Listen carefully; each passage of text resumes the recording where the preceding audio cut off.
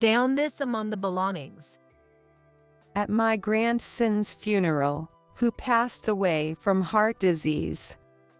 A small envelope was handed to me, and on the front, in clumsy writing, was will. With hesitation, I opened it and found it filled with words of gratitude for his mom and grandma. I continued to read through tears. However, the ending was a shocking revelation. No, everything written there is a lie, nonsense. A man cried out in panic. The man's lies, revealed by the will, were met with jeers from those around. My name is Margaret. I lost my husband a few years ago, and now I live with my only son, John, his wife Emily, and my grandson, Alex. Grandma, I'm home. Welcome back. Go wash your hands. I've prepared some snacks. Since both are working, I take care of Alex after school. John works at a big corporation and has busy days. Emily finishes her part-time job in the afternoon and helps me prepare dinner every day. Today, while we were cooking, I noticed Alex watching TV in the living room, looking pale. Hey Alex, are you feeling okay? Emily rushed over worriedly, and Alex nodded slightly. I feel a bit of pain in my chest. A bad feeling struck me as Alex held his chest and tilted his head. Emily, I'm concerned. Maybe we should take him to the doctor tomorrow. Yes, we should. Alex, let's skip school tomorrow and visit the doctor. When John came home, I told him about Alex's chest pain, but he dismissed it with a laugh, saying it was an exaggeration. I often get chest or stomach pains too. Probably just hurt himself playing. You and Emily are such worrywarts. His somewhat callous words made me realize what a father he was. Despite what John said, Emily and I couldn't ignore Alex's ongoing pale complexion and pain. The next day, we made an appointment and visited the nearby clinic. It could be a serious illness. I'll write a referral, so get it checked out at another hospital right away. At the university hospital they were referred to, Alex underwent a detailed examination of his chest and was diagnosed with severe heart disease. He was given a year to live, and hearing this, my world turned pitch black. He's just in elementary school. How could this happen? After that, Emily took a leave from work and started taking turns with me to accompany Alex at the hospital. In contrast, John showed concern for Alex's health, but often came home late due to busy work periods. Sometimes he would be away on business trips for days. Normally, one would expect a father to make time after hearing his son has only a short time left, but John showed no sign of doing so. When he did come home, he often yelled at his wife, Emily, in a condescending tone. Hey, isn't dinner ready yet? What a drag. I'm tired from work, so hurry up. Yes. Emily, possibly worn out from caregiving, seemed much thinner than before. John, oblivious to this, and instead of being understanding, became nastily critical over minor issues. Despite taking turns at the hospital, household tasks inevitably suffered. Unable to prepare food in advance for the unpredictable John, a simple meal would infuriate him. What's this easy cooking? Can't you make something decent when you're at home all day? What's the point of taking time off work? Hey, there's no need to talk like that. Taking leave wasn't for housework, it was for Alex's care. It's okay, Margaret. John is probably just tired from work. But that's no excuse to talk like that. Duh, great, I come home to this. If the meal's bad, at least give me a massage to show some appreciation. You really don't get it, do you? John's commanding demeanor seemed like a different person from before. He wasn't like this as a child. What happened to him? He might be stressed from work and his son's illness. But we're stressed too. In fact, we have to watch Alex's condition worsen day by day, which weighs even heavier on us. Hey John, why don't you show more concern for Alex? You're all about work and hardly visit the hospital. And be a bit nicer to Emily. Duh, even you, Mom. Of course, I'm worried about my son. But if Emily isn't working, who's going to pay the hospital bills? We, both Emily and I, were left speechless by John's dismissive response. As dissatisfaction with her son's behavior grew, Alex celebrated his 8th birthday. Though he wasn't allowed to go home, a modest party was held in his hospital room. Happy birthday, Alex. You've done so well with your medication and treatments every day. Here's your gift. I handed Alex a large gift box, but his expression was gloomy. Thank you. But where's Dad? Why doesn't he ever come to see me? I thought he would at least come today. Alex whispered sadly, his face pale. Of course, I had informed John about today's birthday party well in advance. I have a business trip that day. I'll buy a gift. Just give it to him. Don't be ridiculous. Your own son is suffering from illness. Frustrated by his blatant indifference, Emily finally lost her temper and knelled at John. Not this again. Ugh, this is depressing. I'm not coming home today. With a sullen look, John quickly left the house. I was fed up with my son. He would flee whenever things got tough. A few days after the birthday party, we were called by Alex's primary doctor. His condition is worsening. Please make as many memories as you can with him now. He doesn't have much longer. In front of the somber-faced doctor, we broke down in tears. We immediately informed John over the phone about this reality. Perhaps finally affected by his son's condition, he rushed to the hospital that day. Alex seemed happy to see his father after such a long time. However, the words John spoke to his son were incredibly thoughtless. It's been a while, Dad's here. Hang in there. It'll be over soon. I'm going to miss you when you're gone. Thinking he was being encouraging, John's words were so harsh that Emily and I quickly intervened. Hey, that's no way to speak. Enough. Just leave now. We escorted John out of the hospital room, crying. John laughed, saying it's just a joke, but his insensitive words were unforgivable. Alex looked stunned by his father's words. Doesn't Dad care if I'm gone? I hugged him, assuring him that wasn't true. However, John's behavior made it clear that he likely had little love left for Alex. After some time, Alex got permission for his first overnight stay at home.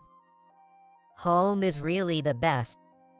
In front of Alex, Hugh said joyfully, Emily and I made sure to keep our sadness hidden, acting cheerfully. I wanted to make as many happy memories as possible for him until the end. That's what I thought. However, John's lifestyle didn't change at all, even with his son back home. He seemed to somewhat restrain himself from being harsh to Emily in front of Alex, but he still returned home late and frequently went on business trips. Since that day he spoke thoughtlessly, Alex had been avoiding his father. John, even at home, appeared distracted, constantly on his smartphone. When he received phone calls, he would sneak out to talk. Peeking at him, I saw sloppiness in his expression that I had never seen before. "John, who are you talking to?" Just work calls. "But you didn't used to get calls every day like this." Stop nagging me. It's a busy period, and I have a lot to handle. His suspicious behavior was too much, but he always evaded my questions. After the homestay, Alex returned to the hospital. He then said he wanted to talk to his father alone. Despite John's terrible behavior, Alex still missed his father. Touched by his request, Emily and I agreed to let them talk privately. When I told John, he looked annoyed, but he couldn't dismiss his son's dying wish and visited the hospital room. I was curious about their conversation, but we left the room, letting John take our place. This was because Alex had previously told us he wanted to have a man-to-man talk and asked us to leave the room when John arrived. I wonder if it's okay. What if he says something thoughtless again? Yes, and Alex wanting to talk to his dad. What are they discussing? With these concerns, Emily and I waited in the hospital's waiting room. After about 30 minutes, John finally came out of the hospital room. Man, that kid is something else. He's got a good eye. He muttered in a strangely good mood as soon as he left the room. I couldn't understand the meaning of his words. Yet, John's face bore the same sloppy, lax expression as when he was on that phone call. Alex's condition had been stable for a while, but suddenly we received a call from the hospital about a critical change. Emily and I rushed to the hospital. I tried to contact John on the way, but couldn't reach him at all. It seemed he had turned off his phone. By the time Emily and I arrived at the hospital, Alex had already passed away. Alex, why? Don't leave me behind. Emily sobbed, clinging to Alex, who lay still on the bed. I stood there, dumbstruck, staring at the scene. Why did an 8-year-old child have to die? We never heard from John that day. I wondered where he was and what he was doing, knowing his son had died. I no longer had the energy to be angry. The next day, as Emily and I were preparing for the visitation, John finally returned, saying he had to leave soon for an important business trip. I couldn't believe his nerve, prioritizing work over his son's funeral. What are you thinking? Your son has died. I feel bad about it, too. But I can't just leave a gap in my work. No matter how much we pressed, John seemed distant and eventually left as he was. During the visitation, I stared at Alex's face in the coffin, motionless. Now, I just want to send Alex peacefully to heaven. Despite the sudden notice, many relatives came to say goodbye at the funeral the next day. Among them, My brother, Sam, who had adored Alex dearly in life, was deeply saddened. Margaret, you've been so strong. It must have been tough. My brother said, comforting me, before suddenly looking around, as if he noticed something was off. But why isn't John, the father, here at this place? He had to go on a business trip. At that, my brother, Sam, instantly looked stern. His own son has died and he's off on business. What is he thinking? Angry, Sam grabbed his smartphone and started making a call. Hey John, where are you? Is work more important than your son's funeral? His angry shout echoed through the funeral home. No, that's not it. I told Emily and Mom I'd be late to the funeral. John replied, making excuses, but of course, Emily and I hadn't heard anything like that. Stop the nonsense and come here now. John, who was always intimidated by Sam, arrived at the funeral home a few hours later, likely spurred by the scolding. When John arrived late, he was met with cold stares from us and the other relatives. I thought he might behave quietly due to the awkwardness, but John sneaked out even during the funeral preparations. I was furious with my son, who was supposed to be the organizer for his son's funeral, but was absent-minded. Following him, I caught him on his phone, having a conversation. Who would contact him during his child's funeral? I eavesdropped quietly. Sorry for the change of plans. I'll make it up next time. Yay, I want to see you soon too. He said light-heartedly, not sounding like a bereaved father. What's going on? Who is he talking to? Yeah, now that the nuisance is gone, we can finally be free. Let's be together as soon as I get a divorce. I love you. The phrase nuisance is gone was shocking to hear. I hurried back to my spot, careful not to reveal I had overheard him. From his words, it was probably a woman he was speaking to. The thought of the worst possible scenario made me feel sick. I hope I'm wrong, but if this suspicion is true, I cannot forgive him, even if he is my son. That's what I thought. After the funeral, we served food to the gathered relatives and mourners in the large hall. John, who had cruelly seemed pleased about his own son's death, was there too, looking unfazed. Everyone was in a somber mood, reminiscing about John when Emily returned after stepping out for a moment. Margaret, please look at this. I found it while sorting through Alex's belongings. She said with a puzzled look, handing me a small envelope. It appeared to have come from a treasure box Alex cherished. The envelope was clumsily labeled "Will" in a child's handwriting. I was struck by the word. To think that an 8-year-old child had contemplated his own mortality and written a message for someone after his death. The thought was heart-wrenching, and tears flowed again. Taking it from Emily, I read it aloud in front of the family. Alex's will first expressed gratitude to Emily and me. He wrote about how happy he was that we visited him in the hospital every day, and although his illness was painful, he was able to endure because we were there.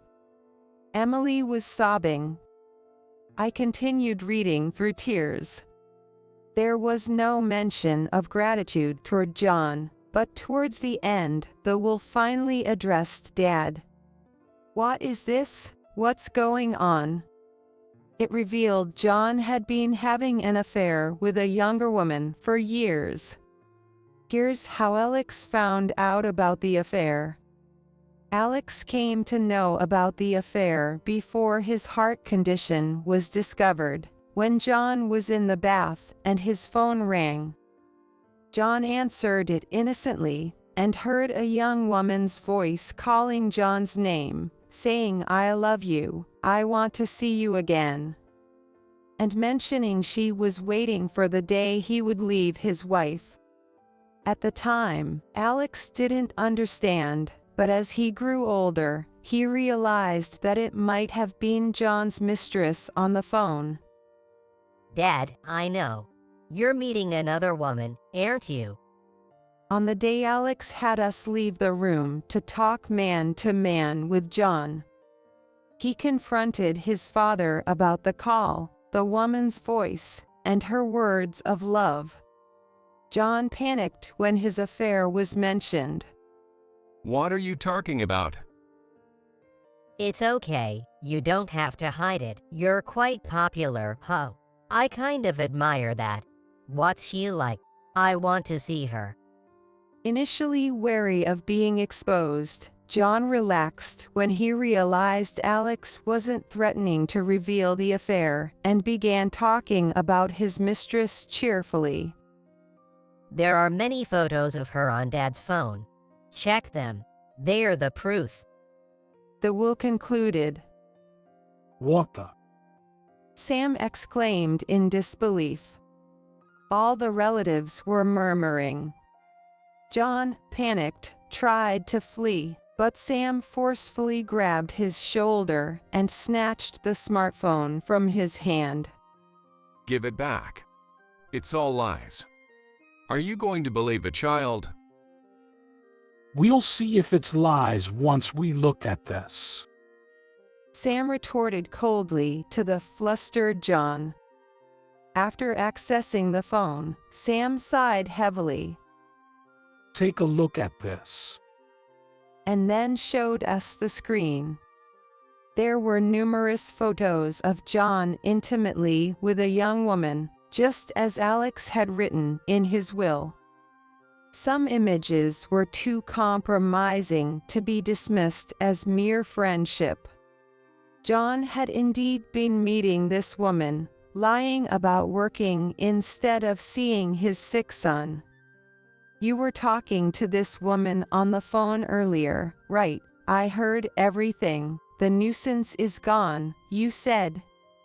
Learning that John had indeed referred to Alex as a nuisance fueled my anger.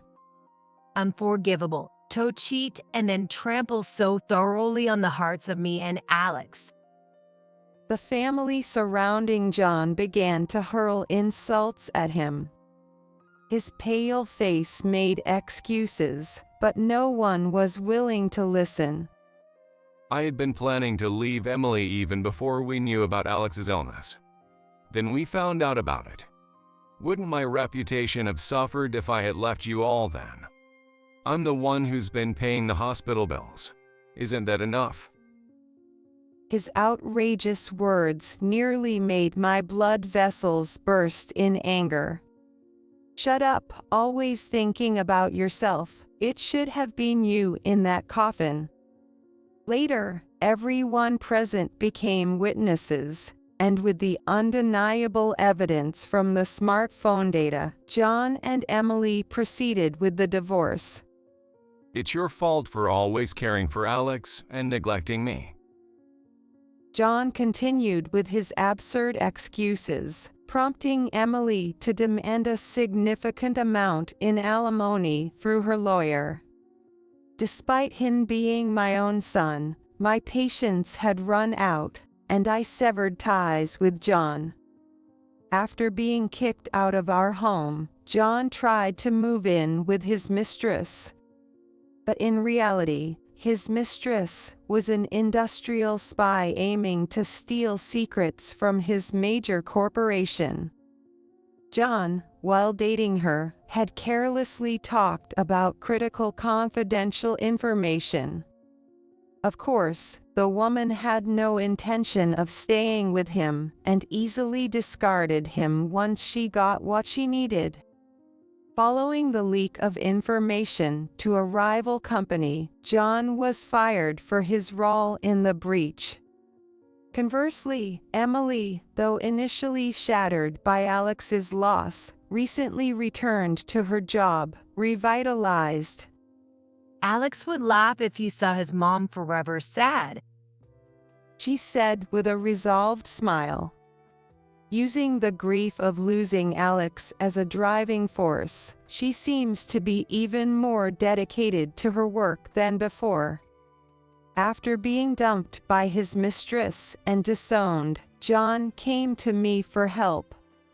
Since I had been blocking his calls, he came to the house, but I turned him away at the gate.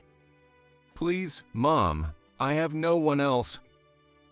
After what you've done to Alex and Emily, you dare ask this? Never cross our threshold again. You're no longer my son to me.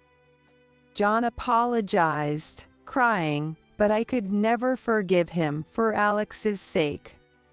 Margaret, over here. Emily waved me over at the coffee shop where we met. Even after the divorce from John, we continued to meet frequently for coffee and outings. Years later, as we had coffee, I have good news to share. I have a feeling there's some good news coming. I've been focusing on my work since Alex passed away, and because of my performance, I've become the first female executive at my company. Congratulations, that's wonderful news for Alex to hear. I think she really worked hard, being the first woman to reach a management position at her company. Later, we plan to visit Alex's grave. Still mourning his loss, yet determined to live our lives in a way that would make him proud.